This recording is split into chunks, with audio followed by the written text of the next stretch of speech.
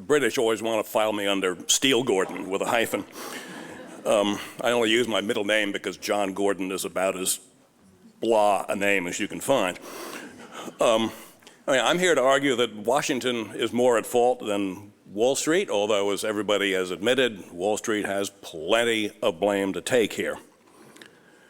But Wall Street is not unitary. Wall Street is nothing but a metonym for the American financial market, and it operates around the globe and nowadays deep down into the socioeconomic spectrum.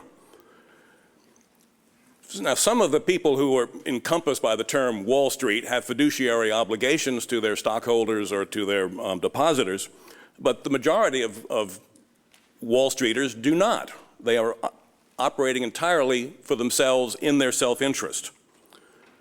Washington, on the other hand, has nothing but fiduciaries. I mean, that's why governments are instituted among men. No other reason. Now, Wall Street, because it is entirely inhabited by people who are pursuing their self-interest, is notorious that there are only two emotions to be found on Wall Street: fear and greed. Right now, I think it's perhaps time to put in a good word for greed.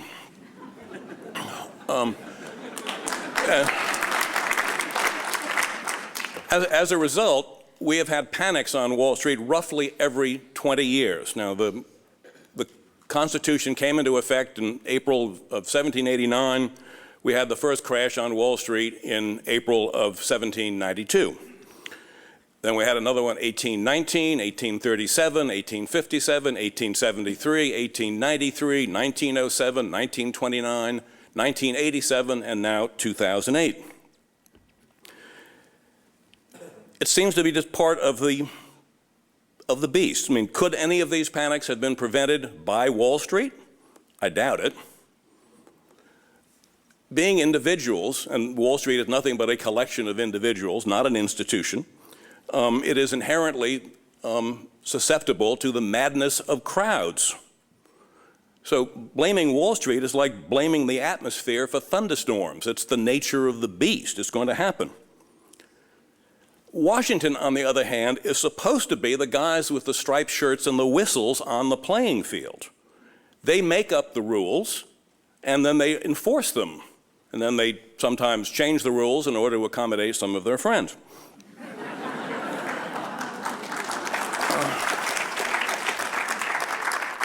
Also, Alan Greenspan famously said that it is part of the Federal Reserve's job is to take away the punch bowl when the party really gets going. In other words, it's Washington's job to prevent the crowd from going mad. They've just done an incredibly lousy job of regulating Wall Street or preventing the madness of crowds.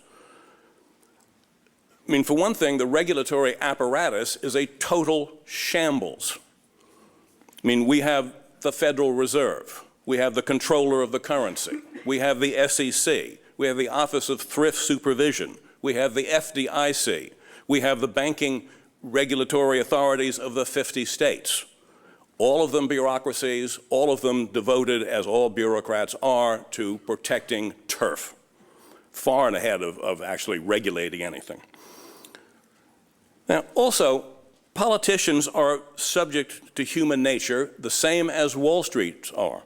If Wall Streeters are in the business of making money, politicians are in the re-election business. That means that they're going to be short-term oriented.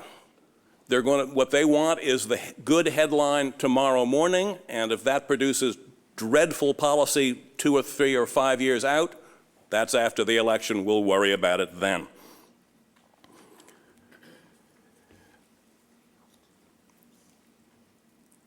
Now, everybody knows that publicly traded corporations have to submit annual reports, that these reports have to be according to standardized accounting rules, and that they have to be certified as being honest and complete by independent accountants. This is a great idea. It's now so obvious that nobody even thinks about it anymore, But it was invented by Wall Street, because the great Wall Street banks in the late 19th century, they wanted to know what the corporations were really up to, and so did the members of the New York Stock Exchange. So the corporations screamed bloody murder at first, but the Wall Street bank said, sorry, if you want us to underwrite your securities, you're going to have to do this. And the New York Stock Exchange says, if you want your securities listed with us, you're going to have to do it. So they finally did it. There's still one great big player in the financial world in the United States that is not subject to these common sense rules. It's called the government. For instance, you remember those budget surpluses in the later years of the Clinton administration between 1998 and 2001? They amounted to $558 billion. So the national debt went down by $558 billion, right? No, it went up by $400 billion.